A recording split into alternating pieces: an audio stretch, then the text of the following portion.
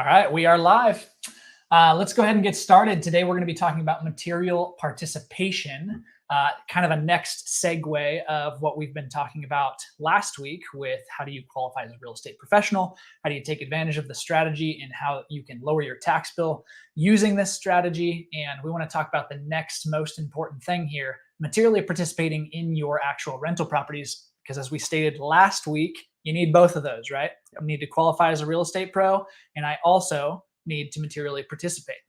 So we're going to be breaking down in this video, we're going to be breaking down how the IRS defines material participation, what are the 7 different tests of that, which ones you're probably most likely to use, how to track and document your material participation. We're going to be kind of showing you a couple tips and tricks too, not just the, hey, what does this look like from knowledge from your CPA, not just the paper side, right? We want to show you, what does this look like in real life? What's the easiest way to do this? How can I just make this easy on myself, but still make sure that I'm, crossing all my T's and dotting all my I's. And then we're going to just be going back over how to maximize an active real estate approach to eliminate your tax bill. So kind of wrapping it all back to what you're going to do as a real estate professional, how you're going to materially participate, and how you're going to make this work on the back end in actually reducing your tax bill. So Let's go ahead and jump in. Matt, you want to start going over how the IRS defines material participation? Absolutely. They have 7 tests in total. And these are just different ways that they would view a business that you have materially participated in. So it's the distinction between a passive business and an active or non-passive business, as they call it. So 7 tests, we'll go over each of them. I'm going to do a little bit of back and forth on it. We can explain them out. Not all of them apply to real estate, but this is the way that somebody who follows the short-term rental loophole or somebody who is materially participating as a real estate professional is able to qualify for the tax benefits associated with it. So first one is you materially participated in a trade or business activity for a tax year if you satisfy any of the following tests. I'm reading this directly from the IRS publication 925. Test number 1, you participated in the activity for more than 500 hours. That's over the course of a year. 500 hours of participation in the activity. So that's in the activity of rental real estate. Now, they have ways that you are able to group properties so that you have, it's not necessarily 500 hours in each property. Although if you fail to group your properties, you don't elect, it's an election that has to be made when you file taxes. If you fail to elect to group those properties, then you would have to prove material participation in each rental for that to count for you. So that just a quick note. That portion of like grouping your properties, really important to talk to your CPA about that and actually getting them grouped, because in a lot of the audits that we've read, that's a big reason why a lot of people fail is they didn't properly group their properties, and they spent the hours, but they didn't spend the hours in a grouped participation form. And now the property that they actually took the depreciation on, they're out of luck. Yeah, and so it's really just like a matter of checking a box. Like you're saying, yes, I want to group these activities, and if as simple as that is, that's a gotcha for the IRS if they're coming in for an audit. So something you want to make sure you do. So material participation, satisfy the test if you participate in the activity for more than 500 hours, and that's 10 hours a week. Roughly 10 hours a week. Now, I'm gonna hit on just a side note that's further down in the publication that is super critical as we explore what this material participation looks like, though, and that is the fact that your spouse's participation counts. So directly word for word, I just want to read it because it's super critical. It says your participation in an activity includes your spouse's participation. So not just your either or, right? Both. It includes together. both. Yeah. So if you have 49 hours and they have 451 hours to meet the 500, whatever that math is, then that would count. It is your combined hours, and it says this applies even if your spouse didn't own any interest in the activity and you and your spouse don't file a joint return. So it is possible to group those activities regardless of those two things. So spousal involvement in that does count, and it can be critical. So make sure that if that's going on, that we document that, and that in the event of an audit, that's something that can be shared with an IRS agent. Okay. Second test, your participation was substantially all the participation in the activity of all individuals for the tax year, including the participation of individuals who don't or didn't own any interest in the activity. So this one says if you did all of it, then you have materially participated. It doesn't list in hours. There's a test number 7 that does say, hey, this needs to be at least 100 hours. And I think the play it safe mark is, hey, let's make sure that there are hours involved. But this kind of swings in for the person who purchases the property and puts it into service at the end of the year, where, hey, I don't have time to actually participate for 100 full hours or 500 full hours to meet this material participation requirement, but I've done all of the work, every bit of it, leading up to putting this thing into service. And so that's a way that you can still count that year as having material participated in that property. Yep. So those are the first 2. Number 3, you materially participated if you participated in the activity for more than 100 hours during the tax year, and you participated at least as much as any other individual, including individuals who didn't own any interest in the activity for the year. So this one can get a little bit tricky. What happens if I have contractors on site? What happens if I hire a general contractor to do a bunch of remodel work and they actually spend a lot of time in the property? That's something that could be juggled. We'll go over it a little bit more when we talk about specific activities we track. But that's one stipulation there we got to be a little bit careful of. 100 minimum, more than anybody else. Exactly. 100 hours and more than anybody else. Any individual, any other individual, it's specific. So just a thing to know. Number 4, the activity is a significant participation activity, and you participated in all significant participation activities for more than 500 hours. Significant participation activity is any trade or business activity in which you participated for more than 100 hours during the year and in which you didn't materially participate under any of the material participation tests other than this test. And so there's kind of a grouping of hours that's happening here amongst multiple types of businesses. Not one that people like to get caught up in the weeds on. In fact, most videos that you're going to see online on this topic are going to list tests 1, 2, 1, 3. Yeah, there you go. 1, 3, and maybe 7, right? Maybe, but that's kind of a weird one too. So 1 and 3 are kind of the big ones. This one gets a little tricky, but the rules are there. They're clearly stated. And so 500 hours and more than 100 hours in this particular activity, and you don't pass material participation tests in the others, what it says. Test number 5, again, these don't all qualify somebody specifically, don't all have to do with real estate.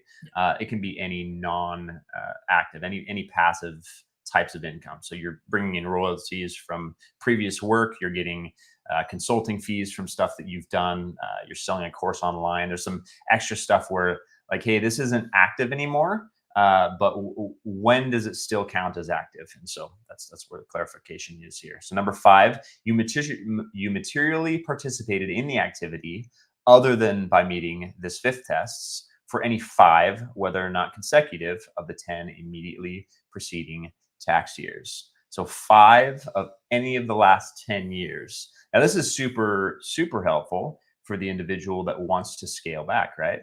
If I'm wanting to kind of ramp down my my business as a rental business, but I'm not fully out of it, and I'm still using depreciation and losses in properties as I kind of solidify what my total portfolio looks like. It can be super valuable because I've got some time in between the time that I was active, the time that I was materially participating, and the time that I finally call it quits from the tax benefit end of it. Yep. Super cool. So another useful one in this next one, number 6, is where it gets a little weird.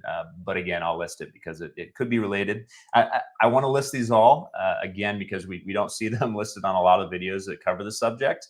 And a lot of what we want to do is make sure that we're providing a good understanding of the difference between the passive and the active income. because how you approach your investment in real estate will critically depend on where your income is coming from. Are you bringing in active income from a job? Are you bringing in a lot of passive income from something else? And how does the IRS view that? And we want to make sure that we're still in compliance. We're still taking advantage of the tax savings available to us. But this is something that understanding that line is critical. Yep. So last one, or number 6 here. The activity is a personal service activity. So you materially participated in a trade or business activity for the year if you satisfy this test. The activity is a personal service activity in which you materially participated for any 3, whether or not consecutive, preceding tax years. An activity is a personal service activity if it involves the performance of personal services in the fields of health, including veterinary services, law, engineering, architecture, accounting, actuarial science, performing arts, consulting, or any other trade or business in which capital isn't a material income producing factor. So what I kind of point to here with this one, it seems like maybe you sold a course online, you acted in a movie or a commercial somewhere, and you're still taking in royalties, you're still taking in payments from that. That is something that, hey, if you did that for any 3 preceding years, that was what you did for income production, and you're still bringing in income from that, that counts as material participation for that type of thing. So that would bring the that type of work over to the non-passive side, which is just helpful to know for the tax purposes, right? Yeah, not specific to like kind of our strategy here and what we're doing with real estate, but again, the IRS publication 925 isn't just about real estate. Right. So it's finding which of these rules apply to what we're doing. And number 7, last one here. Based on all the facts and circumstances, you participated in the activity on a regular, continuous, and substantial basis during the year. It goes on, I'll clarify. You didn't materially participate in the activity under test 7 if you participated in the activity for 100 hours or less during the year. So it has to be 101 hours, more than 100 hours. Your participation in managing the activity doesn't count in determining whether you materially participated under this test if any person other than you received compensation for managing the activity, or any individual spent more hours during the tax year managing the activity than you did, regardless of whether the individual was compensated for the management services. So kind of goes back to test number 3, right? Right. Again, very, very similar. Hey, did you participate more than 100 hours, and did you participate more than anybody else? Yeah. Right. Same sort of thing. And that's where most people in the industry, you'll see all sorts of videos on material participation. CPAs talking about this. It is that, right? It boils down to really two of these things, and it's 100 hours and more than anybody else, any other individual, or 500 hours. Now, for a lot of people who are just starting their portfolios, it's probably going to be 100 hours. And when you put that property in service that first year, right, you're getting it up ready for rent, you're advertising the property, you're turning things over, you're maybe doing some renovations. There's a lot that's going to be going in that's going to help you meet that 100 hours.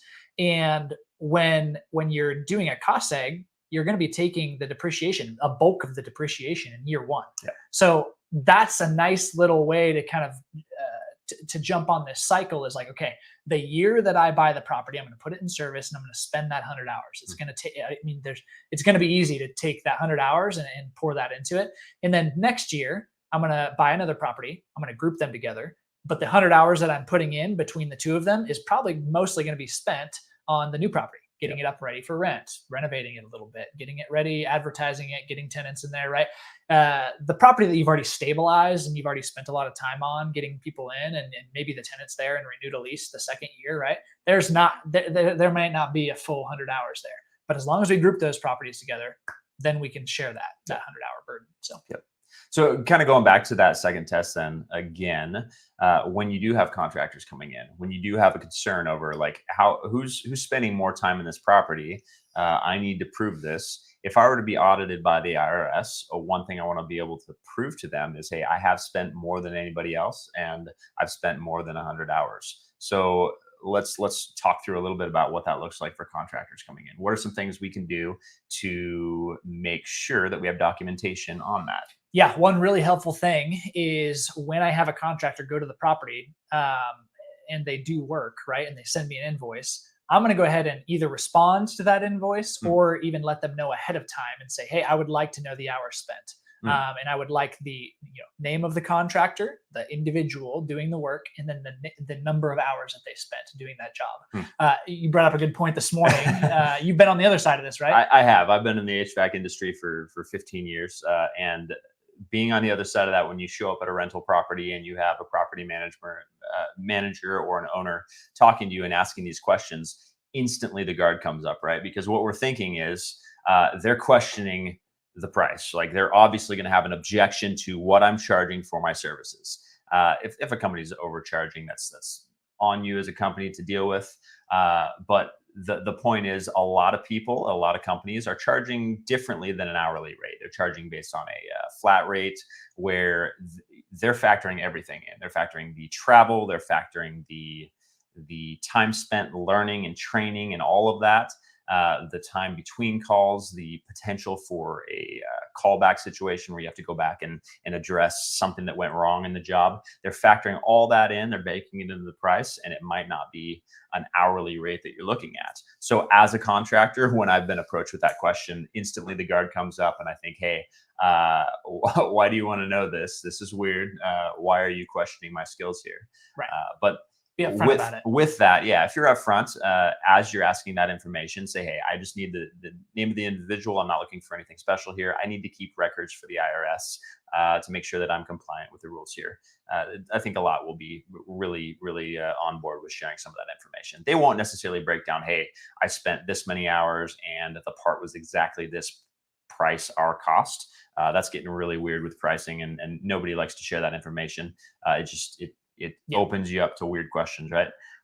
But for the hours situation, that's something that having that documented in an email chain can be helpful. And much better. I mean, you're not going to get weird. You might have one conversation, and if you're using the same contractor, maybe it's a handyman, right? Like you're not going to have this conversation every single time. Right. It may be an initial conversation that you have with new contractors that come in to do work on the property. But by doing this, you're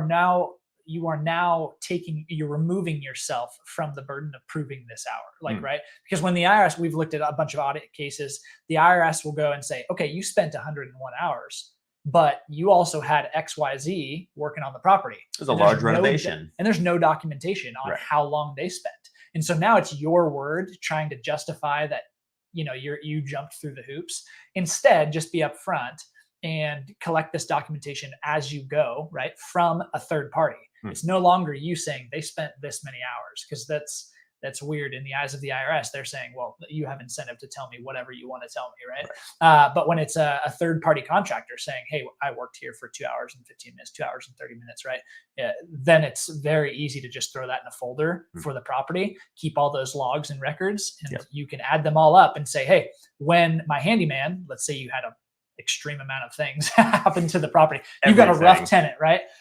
Maybe that handyman's coming up on 75, 85 hours for the total year, right? You're saying, hey, okay, at this point, I need to probably switch to somebody else so that I'm hitting my 101 hours and he's not doing more than me. And it's not you, it's me. All right. I got to have somebody else come in here and continue the work. That's an extreme case, right?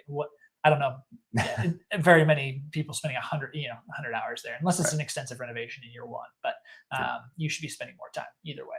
Yeah, exactly. And really the only time this would become an issue is if you're really trying to ride the line of doing the absolute bare minimum in terms of hours spent. And I don't think writing that line is something that would be recommended either way, no matter who you talk to. Ourselves, we're not CPAs, but you talk to any CPA, and I think that they're going to want you to be a little more clear on making sure that you absolutely meet the rules, so that when they get questioned, it's a clear cut sort of thing. Yeah, and kind of to piggyback off this idea here of documentation, setting up systems that are going to help you through this process. Setting up systems, it's not there just to make your life easier. In this scenario, it's making sure that you don't have to ride the line, right? Yeah. We don't want to play games with the IRS. No, we want to make sure that we're hitting everything that we need to. We have all the documentation up front. If we ever get audited, I'm fully expecting to turn over all my documentation. Here Yeah. we go immediately. Like, there we go. I didn't have to go back and, try and remember what I did in October and how many hours I spent doing XYZ, right? That's when you get in trouble. Like, there was a case where a guy spent, how many hours repairing a toilet. Yeah, it's like an 8-hour process to replace a toilet. Yeah, like, that's maybe not. That's right. So, or another where somebody was like, "Hey, this is literally every task takes an hour. I need to write a check. It took an hour. I need to email somebody. It took an hour. I need to." Yeah. This is weird. No. So anyway, we kind of went over all the different ways that the IRS defines material participation. The two main ones that you're probably going to hit if you're starting a portfolio, it's going to be grouping properties together, and it's going to be doing 100 hours more than anybody else. As that portfolio grows, and as you might be in a different stage of your business, right? Maybe you're a business owner and you're spending a ton of hours there and you're in growth mode, but maybe you're a business owner and you're towards the end of your tenure there, right? And you've kind of pulled back yourself from the business. You have systems in place to where you spend less time there, and you have more time to go ahead and spend. Okay, or my spouse is going to spend, or the combination of us are going to spend 500 hours a year on our portfolio of rentals, right? And so once we start acquiring properties and we go to more than one or two properties, in order to go on 5, 6, 7, 8, 9, 10 properties at a time, that's going to require more of our time, and you'll be able to hit that 500-hour benchmark. Yeah.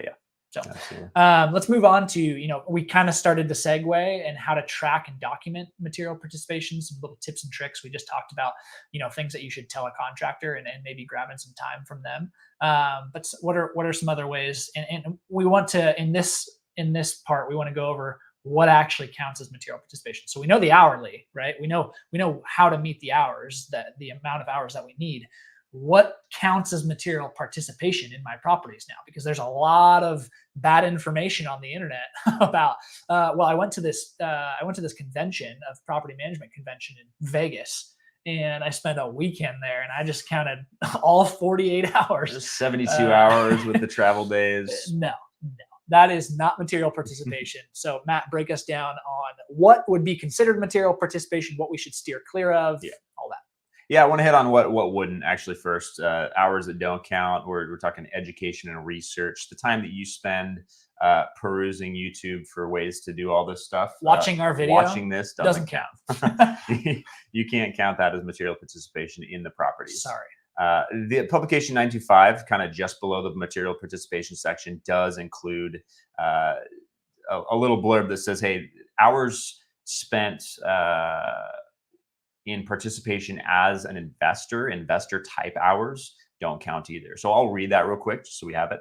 You don't treat the work you do in your capacity as an investor in an activity as participation unless you're directly involved in the day-to-day management or operations of the activity. Work you do as an investor includes studying and reviewing financial statements or reports on operations of the activity, preparing or compiling summaries or analysis of the finances or operations of the activity for your own use, and monitoring the finances or operations of the activity in a non-managerial capacity. So this is all the stat tracking stuff that I love to do, just kind of a finance nerd. I love to see finance tracking. I love to see metrics. I love to read it all. That type of stuff, watching your portfolio grow, looking at the graphs, making the graphs, that kind of stuff doesn't count. That's passive. That's for you as an investor. You're actively working on it, but that has nothing to do with the business, the day-to-day operation. That has to do with your interest in how well your investment's growing. Right. The IRS says, hey, that's not something that counts. That's not something that qualifies under that. Yeah. Travel time. So it's one that gets a little bit tricky, but kind of general is that the IRS audit guide really just assumes that it doesn't count in a lot of cases. And I'll leave it at that. There's stipulations, but in most cases, travel to and from isn't going to count in that. But let's go over the things that do count. So showing the property for rent. If you have tenants that are interested, you show up, you show them the property. That would be something that would count. Taking tenant applications, screening tenants. We could talk about preparing and negotiating leases and contracts, writing up contracts that involve certain things for for, let's say, pet addendums, let's say how, what kind of accommodations I would have that may be ADA compliant for saying, hey, I need to modify this step up into the house and build a ramp. Make sure that you're contractually in there to make sure that you're ADA compliant, but you're also documenting it properly in the contract. All the little things that take a little bit of time, that kind of stuff can count towards materially participating. Making sure that your contract is set up appropriately and you have negotiated and filled out your leases appropriately for that tenant. Cleaning up the property, preparing for rent. So going back and painting a wall or patching a wall. Think of wall repairs. I have children that like to destroy things sometimes. So repairing things, painting, cleaning the carpets, mopping, all the stuff that you could do. Yeah. And some stuff you'd hire out, but these are things that could count as material participation if you want to do that time. So you spend 10 hours in between tenants, Saturday, making sure that thing is cleaned up for the next tenant. That particular work is counted as materially participating. Yep. Now we're talking a lot of, in our minds, we're thinking, hey, the person talking about material participation right now is qualifying as a real estate professional. Think about this from the flip side too. Like if you don't qualify as a real estate professional and you're doing a short-term rental, think about the amount of tasks that come into play in between tenants. Right. That is very easy to hit your 100 hours. I mean, you're going to be hitting a lot more than 100 hours if you're self-managing that. Right. And you're doing everything in between more than any other cleaner that's in there, right? Like you are actually managing the property. Very easy to hit those 100 hours. So what qualifies as a short-term rental for those wondering? Yeah. So any guest stay, the average stay of a guest has to be less than 7 days. And so basically what this means is that instead of it counting as a rental property, because rental real estate in the eyes of the IRS is deemed passive. Yep. Right. It doesn't generally matter, right? And unless you're running a short-term rental, that's why they call that the short-term rental loophole, the STR loophole, because the average stay of your guests throughout the year is less than 7 days. So the IRS actually says that's not rental real estate. That's a business. Like, that's hospitality. That's entertainment. That's Right. part of taking care of people. It's an active business is the point. And I think the material participation side, even when we're looking at real estate professionals, what the IRS is saying is, hey, you are a real estate professional. Your main job is real estate, and this is a portion of your active job. And when you have materially participated in this is a portion of that active work. And so it's grouping that together. They say generally it's not considered active, but for the real estate professional, the IRS counts that rental real estate as active activity. Right. That is counted that way. Same with the short-term rental loophole. I don't like it the way it's called that. It seems like some sort of trick. The point of it is, hey, we are running an active business here. This is not a passive income situation. I'm not just investing and walking away for 3 years. I'm actively running a business, which includes cleaning up between tenants. It includes guests that have requests at random hours of the night. It includes some weird stuff, right? Yep. And that, I hope you guys are getting the gist of what we're talking about. It really boils down to, like, let's use common sense. Let's not try and fit a square peg in a round hole, right? I'm not trying to make something that is really passive count as active. No, I need to figure out what in my real estate portfolio is considered active and what is considered passive. And then, I need to plan around that. I need to strategize around that. And for where my income comes in, where's my biggest ways to offset my income? Is it on the passive side or is it on the active side? And then look for a strategy and acquire properties that supplement or that help that particular side. Yeah, absolutely. Got a few more here I'll cover, the hours that do count. If you are doing repairs yourself, if you are doing improvements yourself or arranging those improvements to be done, time spent finding and hiring a contractor and managing them in that role. Even hiring and supervising a property management company. This is one we don't really recommend because it takes away a lot of your time from material participation hours. But there are times when you have a big enough rental portfolio and enough time that you can still spend to materially participate without needing to self-manage, that it could be possible to have a property management company.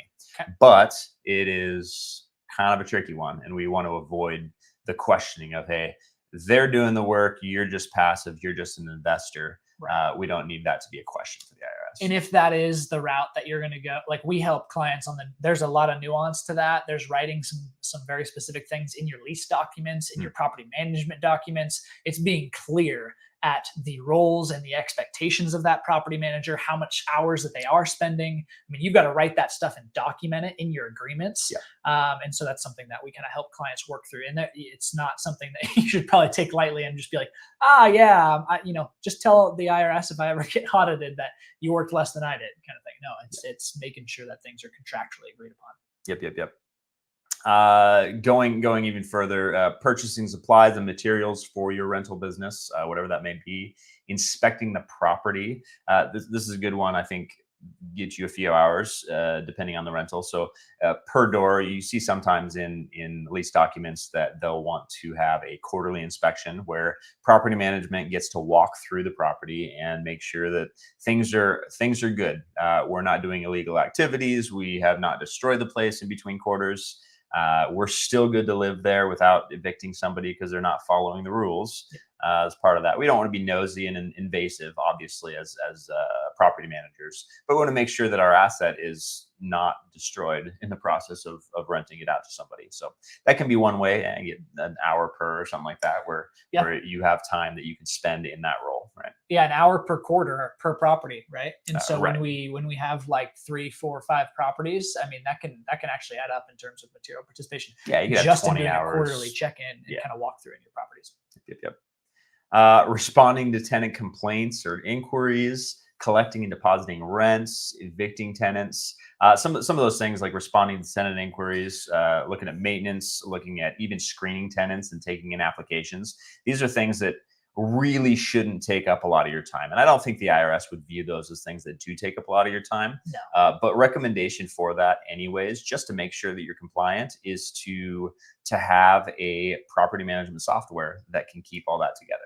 Yeah, we were just discussing right before we hopped on this live that you wouldn't want to like have communication coming. I mean, in general, for when you manage your properties and you're self-managing a property, you don't want communication coming in from the tenant to your cell phone, text message, to email. Then you also have things coming through their, property management software like portal that they come through.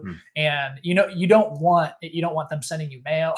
There's not like, we don't want multiple streams of communication. So what we typically try and set our clients up with is like, hey, let's streamline the self-management process. Let's make sure that you are hitting and documenting all your hours. We're going to do everything that's required, and we're going to keep it all really clean in a box. Here's the checklists of things that we need to do. And you're going to manage your tenants in a single platform across all of your properties, right? That keeps it very clean, streamlined. Your tenants are going to pay their rent through that. They're going to reach out and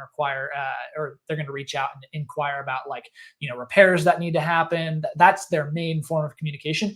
And then it's all it's all logged. It's documented. Them reaching out, you spending time. I mean, you could screen record, right? For the amount of time that you're poking around and doing some different things.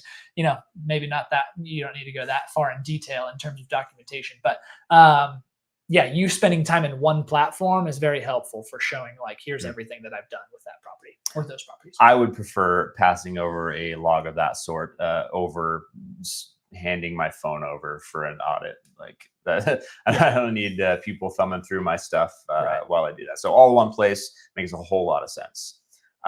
Next one here, evicting tenants. This is something I haven't had to do in anything, but it's something that can be painstaking, and it can take some time and can take some involvement, whether it's filing with the sheriff's department or providing that documentation that's necessary for certain timelines, notices for that tenant.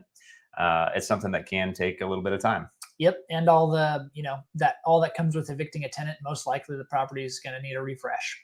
And so we just had a client go through that recently, where they didn't have to end up evicting. Fortunately, the tenant actually vacated, but it was like they just got evicted. There was stuff still left there. It was a bad situation. They had to go in and refresh the whole thing. And that was a considerable amount of time that they were able to spend doing that. Easily 20 hours of refresh, clean up, repaint, sanitize, all of the above. It's something that can get nasty pretty quick. And if you don't want to do that, volunteer your spouse.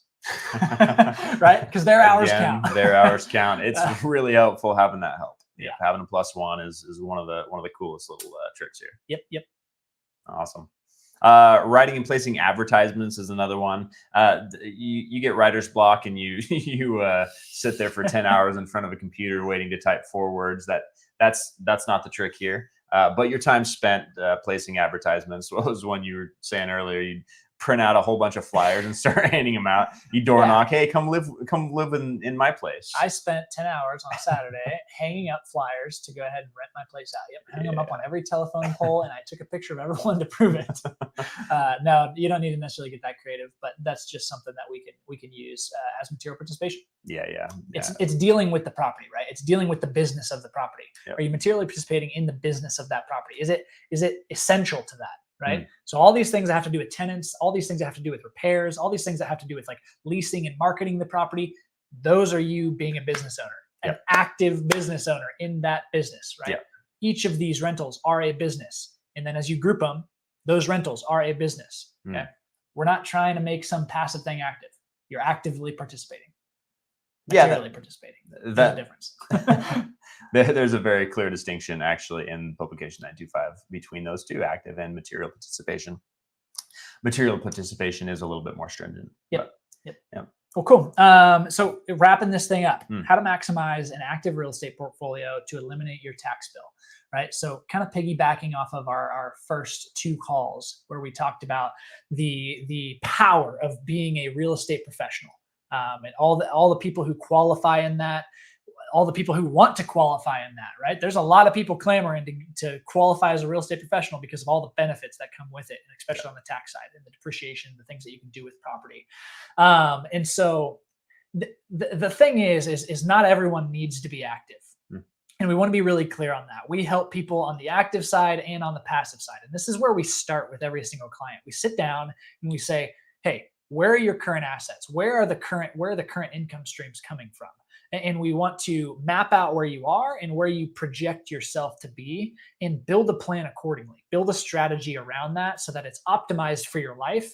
You're not just running yourself ragged. You're not trying to jump through a bunch of hoops. Our job is to make this easier, right? A lot of people are trying to piece this stuff together. They're talking to their CPA who has half a partial knowledge on it, who might not know all of the things that you should do in the real world, how this works in real estate. Right? We're not licensed CPAs, but we're in the real estate world. We know like the actual day-to-day. How should we implement this? And then you might be talking to real estate investors who are doing it, and their way of qualifying is a bit different because they can combine their way of qualifying as a real estate professional and their material participation together. Yeah. And so like their way of qualifying is different. So you might see some other videos and some other people talking about this, and the way they outline this stuff is confusing. And so, our job and our goal for all of our clients is not to turn everybody into full-time active real estate investors. Is to find how we can use real estate in the background to benefit you most. And if we can solve massive tax problems in the current real time and set yourself up and your family and bulletproof you in the long run, right? With wealth building and appreciation and principal pay down on your mortgage and all the other benefits that come with real estate. If we can do that and help you sleep better at night as a real estate, not as a real estate investor, as a business owner, we're business owners. We know what it's like to wake up every day and think, oh my goodness, the economy is going to do weird things. Where's my business headed? We had a down month or a down year, right?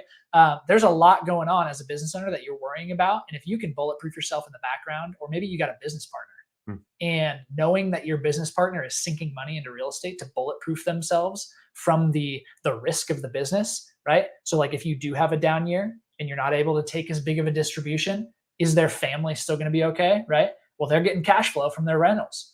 They're building equity. They have assets that they can liquidate. They weren't just blowing all their distribution on jet boats and fancy vacations, right? They were bulletproofing themselves. Yep. And so when you can work together and build trust as a business owner and a business owner partnership, right? There's some crazy things that does to you in terms of your ability to sleep well at night, Hmm. and just the confidence. And so when you do these things, we like to talk about all these returns that we can measure, and there's all sorts of them, right? We can measure the amount that we're going to be able to save you in the tax side, that we can measure all the cash on cash returns, we can measure the appreciation that you're getting.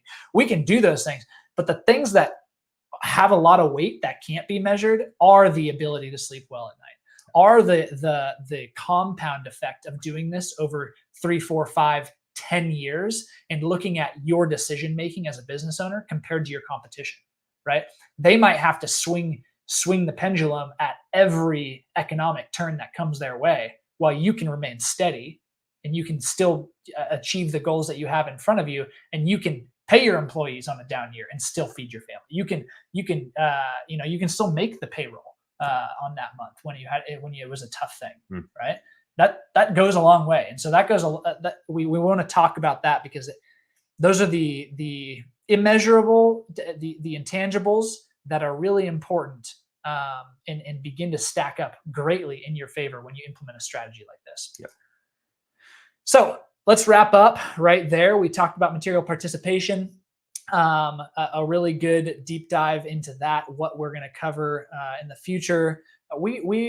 Our goal with all of our clients is to give them a real clean way to do this. How does this work in the real world? How can this apply to your life? How can you make this simple on yourself? Follow these steps. Here's a guide. Here's how you can self-manage your properties properly. Here's how you can put them in service and make sure you're not, spending 500 hours that you don't want to, right? If you can do it in 100, 101, that's great. Awesome. Let's hit it there, and truly be efficient with our strategies. And be crystal clear on following the rules. At the end of the day, if we get audited by the IRS, we want it to be crystal clear that we were playing by the rules, and we don't have to go back and pay back taxes on stuff that we should have paid anyways, because we were trying to bend the rules to fit something that we didn't qualify for. Right. Yeah. Right. So we'll leave you with this as we wrap up. If you think you qualify as a real estate professional after watching our last video, we would love to have an exploration call with you, sit down, see if you actually do. What do those requirements look like? Kind of get a feel for where maybe your assets are, and what sort of ability you have to invest in real estate, and where you want to move in that direction. And let's work together. We're helping clients build wealth, reduce their taxable income, and we're doing that every day, and it's awesome. The impact that we're able to make on families and business owners, and bulletproofing them and making them whole in that approach. And if you are a real estate agent, you probably qualify as a real estate professional. Not always, but if you go back to the last video that we recorded and you meet all the specifications that we outlined, then you qualify as a real estate pro. You can use this strategy yourself, right? So the things that we're teaching, we're both real estate agents, the things that we teach with our team and we help clients do, you are also learning to apply for yourself. You should be investing in real estate. And so if this is like, wow, I didn't know any of this, and you're interested for yourself, or you're interested in saying, hey, I would really love to add this as a value add for my clients, Right. DM us. We want to grow our team, and we're looking for individuals who are driven, who like and understand investment real estate, who understand the overall power of real estate and how it can impact somebody's lives, and who want to be a part of this, and want to be a part of growing our team, and want to be a part of serving clients at a high level in this capacity. So just DM us. We don't have a super cool, efficient little way for you to go ahead and sign up and be a part of our team. We're real people. We're on LinkedIn every day. This is our main form of communication. Just literally that. Just DM us. So cool. Pretty easy. Well, that's it. Well, let's leave it there, and we'll see you next week. Awesome. Thanks, guys.